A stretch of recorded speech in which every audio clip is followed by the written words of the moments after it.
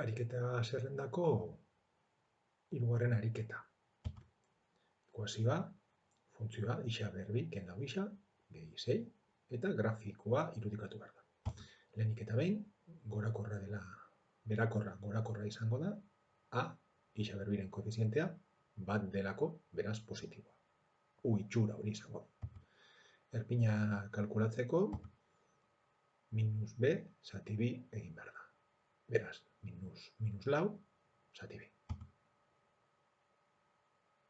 Beraz, erpinaren isa koordenatua bi izango da, eta i kalkulatzeko balio hau funtzioan ordezkatu, isaren ordez bi jarri, eta balio kalkulatu.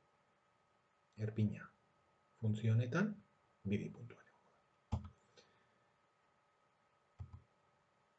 Ebakitze puntuak kalkulatzeko, 0 isa ardatza, gogoratu beti moztuko dela i0 den puntuan, beraz, i0 jarrita, bigarren mailako ekuazio bat izango genuke. Hau, bigarren mailako formularekin ebatziz, minus b, minus lau, plus lau gelituko da, a bat, c, 6. Ordezkatuz, horrela gelitzen da. Zer gertatzen da kasu honetan, erroaren barnean, 16,24 dugula, eta horrek ez dauka emaitzari. Beraz, kasu honetan, ardatz horizontala ez da moztuko.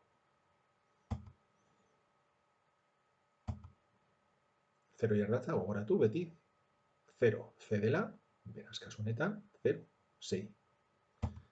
Balio taula bat eginez, minus bat balioa emango banio eta ordezkatuko banu irentzako 6 aterako litzateke, entzako 11 aterako litzateke, 0 emango banio 6, ez dago ikasi ditut kalkulatu, zuzenean jarri ditut, beste bat pauso kalkulatzearen 3 jarriko banu, aterako litzateke 3.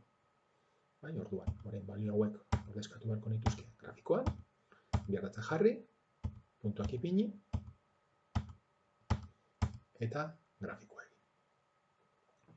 Txostenean daukazuten ebazpenean beste puntu batzuk ere kalkulatuak daude, 4, 6 eta 5, 11, eta ikusiko duzute horiek hor jartzen baitut, koinziditzen dutela grafikoaren itxurarekin.